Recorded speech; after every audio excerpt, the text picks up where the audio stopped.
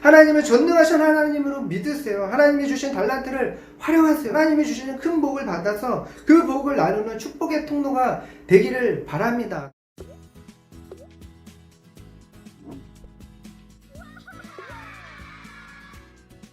안녕하세요. 반갑습니다. 강호 작가입니다. 오늘은 제 책의 제목 성경에서 찾은 더 크게 성공하는 법, 이 책 제목대로 성경책 열왕기하 4장 1절부터 7절까지의 말씀을 살펴보면서 우리가 어떻게 가난을 극복할 수 있는지, 하나님이 우리에게 어떤 복을 주시고 어떻게 은혜를 주시는지에 대해서 살펴보고자 합니다. 영상을 끝까지 보시면 여러분이 그 비결을 배울 수 있으실 것입니다. 오늘도 꼭 구독, 좋아요, 댓글 그리고 알림 설정해 주시기를 바랍니다. 오늘 우리가 살펴볼 열왕기하 4장 1절부터 7절의 말씀은 빚 때문에 두 아들을 종으로 빼앗기게 된 그런 극단적인 상황에 처한 과부의 이야기입니다. 성경에 나오는 가난한 삶이 얼마나 큰 고통을, 큰 어려움을 겪게 하는지를 보여주는 대표적인 예죠. 이 과부는 용기를 내서 하나님의 사람인 엘리사를 찾아와서 도움을 요청합니다. 먼저 본문 말씀을 제가 읽어드리겠습니다. 선지자의 제자들의 아내 중에 한 여인이 엘리사에게 부르짖어 이르되, 당신의 종 나의 남편이 이미 죽었는데 당신의 종이 여호와를 경외한 줄은 당신이 아시는 바니이다. 이제 빚 주는 사람이 와서 나의 두 아이를 데려가 그의 종을 삼고자 하나이다 하니, 엘리사가 그에게 이르되, 내가 너를 위하여 어떻게 하랴? 내 집에 무엇이 있는지 내게 말하라. 그가 이르되, 계집종의 집에 기름 한 그릇 외에는 아무것도 없나이다 하니, 이르되 너는 밖에 나가서 모든 이웃에게 그릇을 빌리라. 빈 그릇을 빌리되 조금 빌리지 말고 너는 내 두 아들과 함께 들어가서 문을 닫고 그 모든 그릇에 그릇을 부어서 차는 대로 옮겨 놓으라 하니라. 여인이 물러가서 그의 두 아들과 함께 문을 닫은 후에 그들은 그릇을 그에게로 가져오고 그는 부었더니 그릇이 다 찬지라. 여인이 아들에게 이르되, 또 그릇을 내게로 가져오라 하니, 아들이 이르되, 다른 그릇이 없나이다 하니 기름이 곧 그쳤더라. 그 여인이 하나님의 사람에게 나아가서 말하니, 그가 이르되, 너는 가서 기름을 팔아 빚을 갚고 남은 것으로 너와 내 두 아들이 생활하라 하였더라. 사실 이 말씀에는 중요한 메시지가 많이 있죠. 그런데 저는 오늘 제 책 제목과 관련된 메시지만 간단하게 여러분들에게 알려드리고자 합니다. 첫 번째 비밀은 하나님은 복을 주시되 크게 주시는 분이시라는 것입니다. 7절을 한번 보십시오. 그 여인이 하나님의 사람에게 나아가서 말하니, 그가 이르되, 너는 가서 기름을 팔아 빚을 갚고 남은 것으로 너와 내 두 아들이 생활하라 하였더라. 어떻습니까? 빚을 갚는 정도만 주셨습니까? 아니죠. 빚을 다 갚고도 남았습니다. 세 식구가 생활할 수 있는 그런 풍성한 복을 하나님이 주셨습니다. 하나님은 째째한 분이 아니십니다. 하나님께서는 우리에게 은혜를 주실 때 차고 넘치도록 부어주시는 하나님이십니다. 여러분, 이 사실을 반드시 기억해야 됩니다. 그래서 제 책 제목이 더 크게 성공하는 법인 것입니다. 많은 사람들이 하나님을 믿는다고 하면서 하나님을 째째한 분으로 무의식적으로 그렇게 생각을 합니다. 그저 살아갈 수 있는 정도로만 복을 주시는 그런 분으로 생각하는 겁니다. 내가 가난하니까 하나님도 가난한 분처럼 여기는 거예요. 이것처럼 큰 오해는 없습니다. 하나님은 크신 분이십니다. 시편 81편 10절에는 이렇게 말씀하죠. 내 입을 크게 열라 내가 채우리라. 하나님은 우리가 크게 생각하고 크게 구하기를 바라십니다. 3절을 보면 엘리사가 과부의 요청에 이렇게 말했습니다. 빈 그릇을 빌리되 조금 빌리지 말고. 조금 빌리지 말라는 거예요. 많이 빌려야 된다는 거예요. 6절을 보십시오. 아들이 이르되, 다른 그릇이 없나이다 하니 기름이 곧 그쳤더라. 과부가 그릇을 빌린 만큼만 기름을 얻을 수 있었습니다. 여기에 비밀이 있습니다. 하나님은 우리가 생각하고 구하는 만큼만 주신다는 것입니다. 그러니 가난한 생각을 버려야 됩니다. 많이 구해야 됩니다. 큰 꿈을 꿔야 됩니다. 하나님은 크신 분이십니다. 전능하신 하나님이십니다.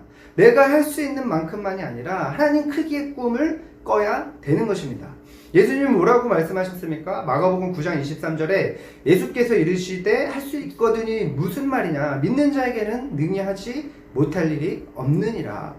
믿으면 하지 못할 일이 없다고 하셨습니다. 그것도 능히. 하나님을 전능하신 하나님으로 믿는 것이 믿음인 것입니다. 두 번째 비밀은 하나님은 은밀히 일하시는 하나님이십니다. 4절을 보십시오. 너는 두 아들과 함께 들어가서 문을 닫고 그 모든 그릇에 기름을 부어서 차는 대로 옮겨 놓으라 하니라. 문을 닫으라고 했습니다. 은밀하게 하라는 거죠. 왜 그랬을까요? 여러 가지 이유가 있겠습니다. 그러나 그 중에 하나는 다른 사람들의 시선과 말입니다. 사람들이 과부가 하는 이 행동을 보면 뭐라고 그러겠습니까? 비웃지 않겠습니까? 막 이상한 짓 하는 거예요. 그릇을 막 빌려서 거기다가 기름이 별로 없는데 거기다 기름을 막 붓고 있는 거예요.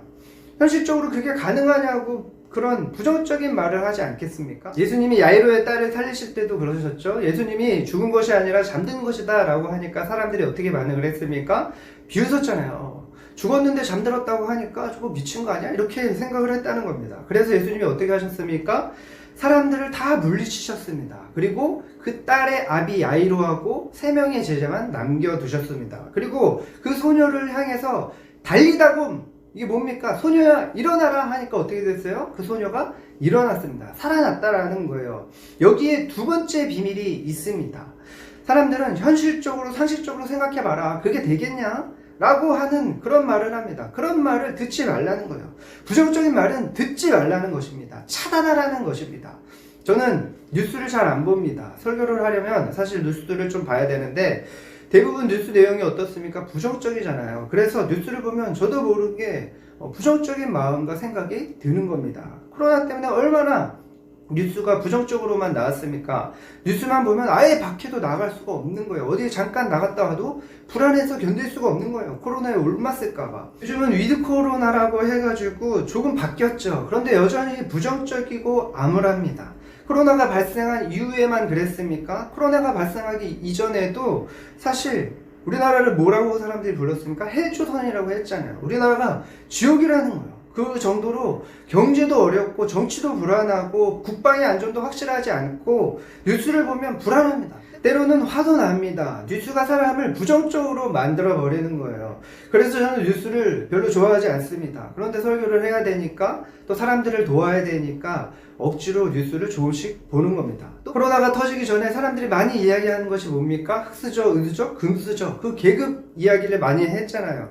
흑수저면 죽을 때까지 가난하게 살 수밖에 없는 것처럼 사람들이 말을 했습니다. 이 더러운 세상, 있는 사람들이 더 가지는 세상, 이런 부조리한 세상, 그런 생각이 들게 되는 것입니다. 부정적인 사람들과 이야기하면 그렇다는 거죠.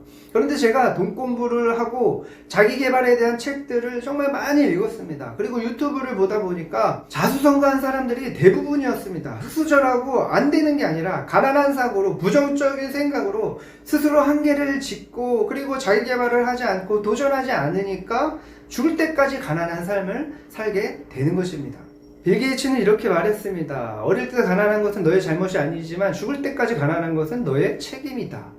예수님도 고향에서는 이적을 행하지 않으셨습니다. 왜 그렇습니까? 그들이 믿지 않아서죠. 그들이 믿지 않음을 이상히 여기셨다고 하면서 거기서는 더 이상 이적을 베풀지 않으셨습니다. 그리고 다른 곳으로 가셨어요. 불신과 부정적인 생각이 기회를 놓치게 만드는 것입니다. 부정적인 사람들의 부정적인 이야기는 길을 닫는 것이 성공의 비결입니다. 마지막으로 세 번째 비밀은 믿음의 순종입니다. 실행해야 한다는 거죠.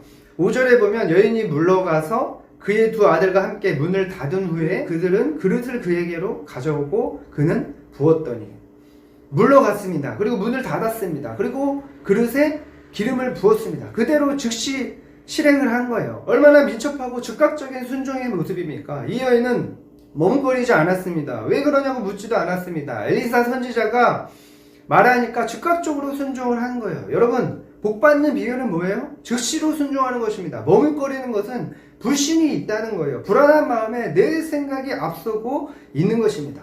하나님의 공급하심은 우리의 순종을 요구합니다. 믿음의 순종은 기적의 응답을 가져옵니다. 성공 비결도 마찬가지예요. 확신이 생겼을 때는 바로 실행하는 거예요. 부자들의 특징은 추진력입니다. 실행력이에요. 이거다 싶으면 머뭇거리지 않고 바로 실행을 하는 것이 부자들의 특징입니다. 그렇게 기회를 잡고 결과를 내는 것입니다. 여인이 엘리사를 통해서 하나님께서 말씀하신 대로 기름을 그릇에 부었더니 결과가 어떻게 됐습니까? 6절에 보니까 그릇에 다 찬지라. 빈 그릇에 기름을 부었더니 그 그릇에 기름이 다 찼습니다. 하나님께서는 말씀하신 대로 반드시 행하시는 분이십니다. 하나님은 약속을 반드시 지키시는 분이세요. 여러분, 하나님이 복 주시는데 왜 안 받습니까? 믿음으로 실행하면 된다는 것입니다. 하나님이 우리에게 재물 얻을 능력을 주셨어요. 우리 각자에게 달란트를 다 주셨습니다.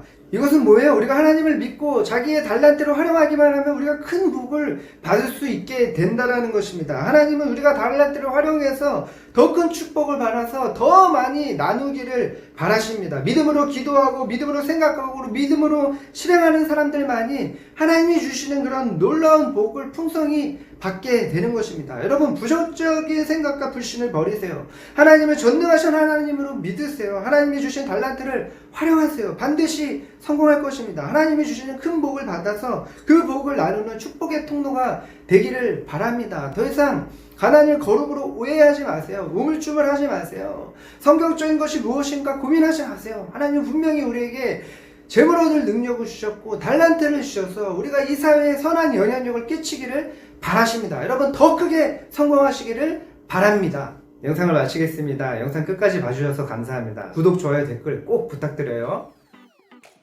감사합니다. 지금까지 성경에서 찾은 더 크게 성공하는 법의 저자 강원 작가였습니다. 다음에 또 만나요.